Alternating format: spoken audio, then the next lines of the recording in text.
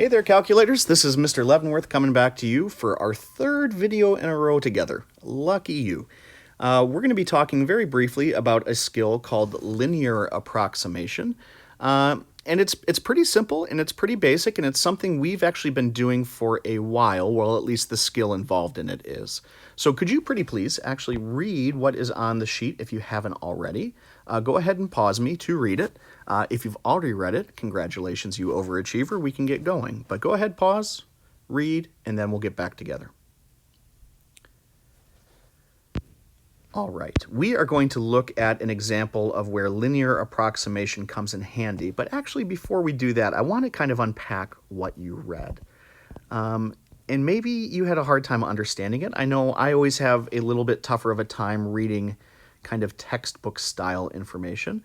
But what linear approximation lets us do, and I'm going to focus on the graph down here, it lets us take information that we know at a certain point on a function when we know its derivative or the slope of its tangent line, and it lets us use that to kind of find or estimate the values on the curve nearby. So when we look at this function f of x, that's the black curve here, and we've also drawn the derivative of the tangent line, as you might notice that this tangent line doesn't do very much for us out here on the edges. But as we get closer and closer to that x value that we're calling a here, you'll notice that that gap between the tangent line and the curve itself is very, very small, if present at all. So what we could do is, for instance, if this a value was 2 and we knew the derivative at x equals 2, we could find the value of, or a very close approximation of the value of the curve at like 2.1 or 2.4, or, I mean, obviously the farther and farther away we get from that point, the less and less accurate our approximation becomes, but it allows us to do some neat things when we have very limited information. So we are going to use an example here on the next page where we do have more information, and then we're going to see some examples, usually with tables, that allow us to kind of see this skill in action. So here we go. From the beginning, we go, let f of x is equal to sine of x. We know the function rule here, so this should be kind of just an exercise in practice. We're not gleaning any information we don't already know. But in order to find the linear approximation, we need the equation of a tangent line to that function at this x value of x equals 0. So in order to write the equation of a line, we need a point and a slope. The point here is 0, comma, whatever f of 0 is. And so f of 0 would be the sine of 0, which is 0. Oh, so that means our point, our x1, y1, is 0, comma, 0. And then we need a slope or a derivative. The derivative of f of x is cosine of x. So the derivative at our x value of 0 is the cosine of 0, which is 1. So we actually have a pretty cool function here. Now that we have a point and a slope, our equation of the tangent line, we're going to use point-slope form. And then we're going to simplify that to get y equals 1x. So what this means, and then finally I should say, we're going to call that y L of x equals x.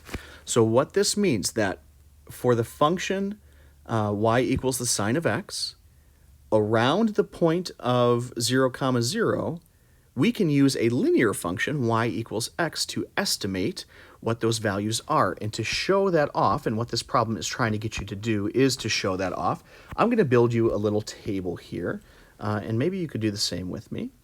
We're going to make it as pretty as we can, just so it looks nice in your notes, and your teachers will appreciate that as well. What we're going to do is we're going to have our x value go here, our approximation, what L of x is, and then in the background, as we work, I'm going to actually give you the actual values off of my calculator. You're going to want to make sure you're in radian mode here, like I didn't do the first time I shot this video, and while you're getting take 2. Here we go. So the x values they want us to test are negative 0.3, 0.1, 0.4, 0.5, and pi over 4. Now, I mentioned it before, and maybe you caught it, maybe you didn't. The farther and farther and farther we get away from 0, the less and less accurate these approximations become. So I would argue that our approximation at 0.1, x equals 0.1, should be the closest between the linear approximation and the actual value. But we will find that out. This problem is made easier by saying that since L of x is equal to x, our y value should just match our x value if we're using the linear model. And just for fun, I'm going to say find out what that pi over 4 is as a decimal, and that is 0.785 thereabouts. Okay? So this is what the linear model is saying. If we used a straight line to estimate these things, let's just find out what the actual values are. So the sine of negative 0.3 in radians, oh my gosh, is roughly, and I'm going to expand the decimals out here a little bit, negative 0.2955. That's pretty close. And again, I had estimated that 0.1 would be even closer. Oh, yeah, this is 0.0998. These are really, really, really good. How about 0.4? Yeah, 0.3894. And we're going to start to see the separation here as we get farther and farther away from 0. 0.4794.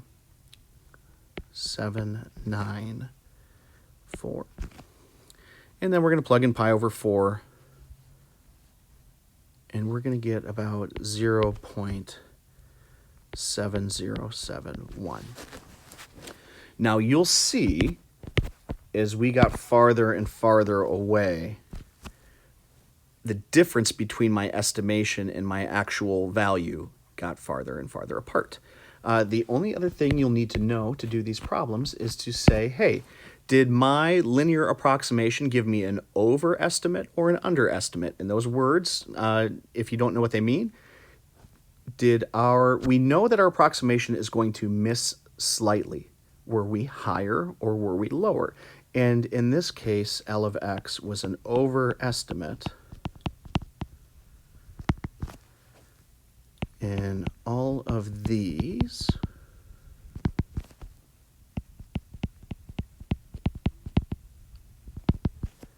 and actually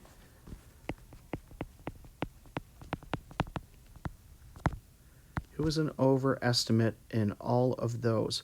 Wasn't an overestimate for our first value. It actually wasn't. Negative 0.3 is slightly smaller than negative 0.29.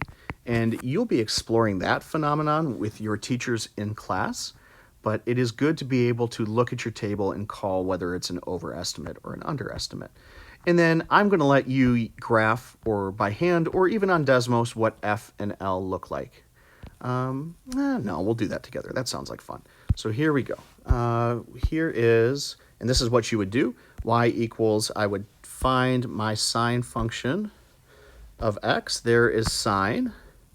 And then here is y equals x, which is our linear approximation. And you will see that as we get closer and zoom closer and closer and closer, it's almost impossible to tell apart that green line from the blue line.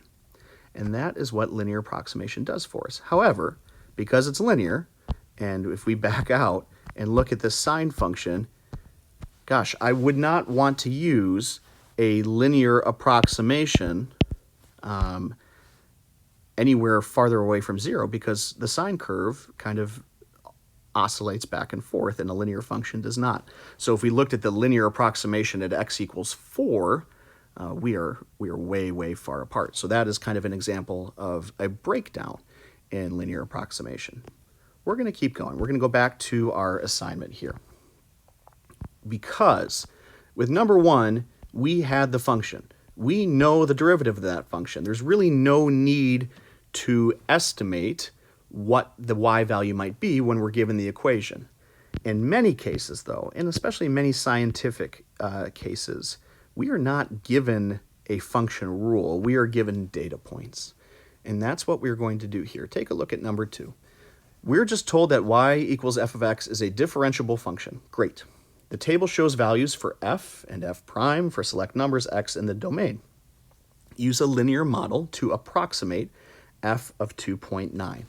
And so basically we're saying, could we figure out what is going on here and find out what y value or what f of x value would go in that blank.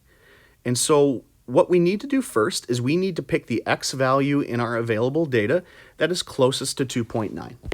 In this case, it is 3. So we are going to use the linear model to say that we are looking for a linear approximation at x equals 3, and given in the table, our point is 3, negative 8, and our derivative, or our slope at that point, is negative 2. So we're going to go back to Algebra 1. We're going to write the equation of that line. We're going to do a little bit of manipulation to put this in slope-intercept form. So I would say my linear model, L of x, is equal to negative 2x minus 2. Okay. Well, if I'm looking for f of 2.9, this is exactly how I would write it. And be super careful with your notation here. I would say f of 2.9 is approximately equal, don't put an equal sign, is approximately equal to capital L of 2.9, which this part is equal to negative 2 times 2.9 minus 2. And hopefully those decimals aren't too tough for you, but we can do it mentally. 2.9 should be negative 5.8. I had a little brain fart there. Minus 2. So we would say f of 2.9 is approximately equal to L of 2.9, which is negative 7.8.